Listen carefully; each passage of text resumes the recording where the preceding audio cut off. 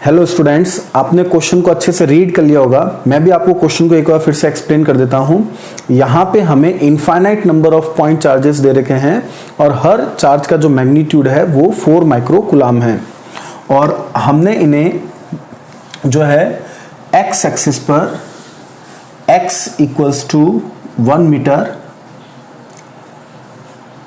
x equals to 2 metre, x equals to 4 metre and x equals to 8 metre and so on. इस तरीके से बच्चों हमने यहाँ पे इन्हें प्लेस कर दिया है, रख दिया है।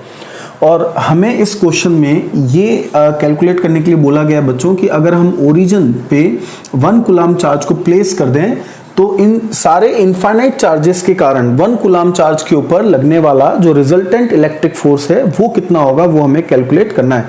तो आइए हम इस क्वेश्चन के सॉल्यूशन की स्टार्टिंग करते हैं। देखिए students, as you all of know कि ये सारे जो चार्जेस हैं ये पॉजिटिव चार्जेस हैं और ये भी पॉजिटिव चार्ज है। तो पॉजिटिव चार्ज को रिपेल करेगा, तो ये सभी चार्जेस इस 1 कूलम चार्ज को क्या करेंगे, इस डायरेक्शन में यहाँ पे रिपेल करेंगे। तो और प्रिंसिपल ऑफ सुपरपोजिशन ये कहता है, और भी ऐसे इनफाइनाइट नंबर ऑफ फोर्सेस यहाँ पे होंगे, तो हम इस यहाँ पे लिख सकते हैं कि according to the principle of superposition the net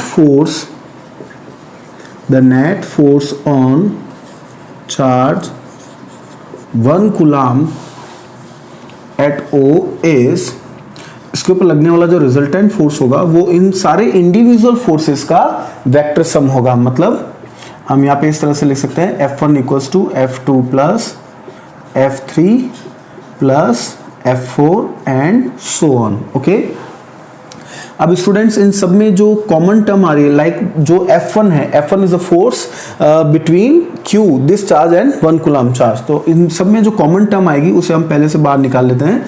that is 1/4 pi epsilon not Q and 1।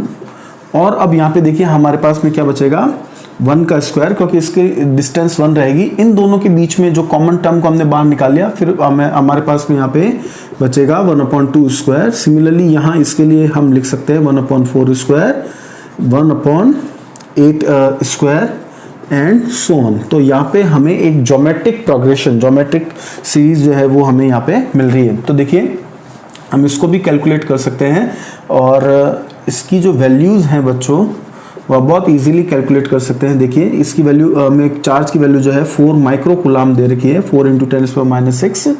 और यहाँ पे ये बन जाएगा 1 + 1/4 + 1/16 + 1/64 एंड अप टू द ये इनफाइनाइट जो है, इनकी सम ऑफ टर्म्स जो है वो यहाँ पे आ जाएंगे। और स्टूडेंट्स हम यहाँ पे जानते हैं कि सम ऑफ द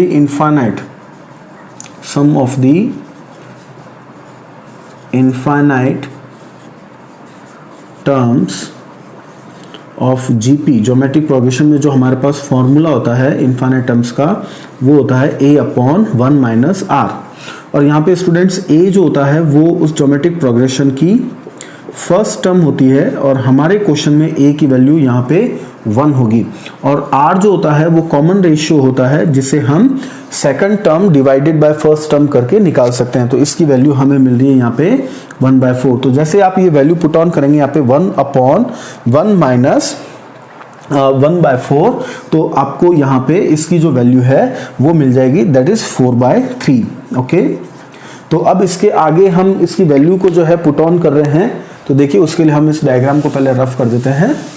हम यहाँ पे इसकी वैल्यू को पुट कर देते हैं, दैट इज रिजल्टेंट फोर्स की वैल्यू कैलकुलेट हो जाएगी। Fr is equals to K की वैल्यू को हमने यहाँ पे लिख दिया 9 × 10⁹ × 4 × 10⁻⁶, और ये वैल्यू हमारे पास में आ गई 4/3।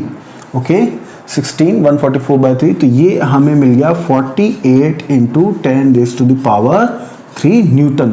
तो बच्चों जो रिजल्टेंट फोर्स है उसका जो मैग्नीट्यूड है वो हमें यहाँ पे मिल रहा है, दैट इज 48 × 10⁻³ न्यूटन।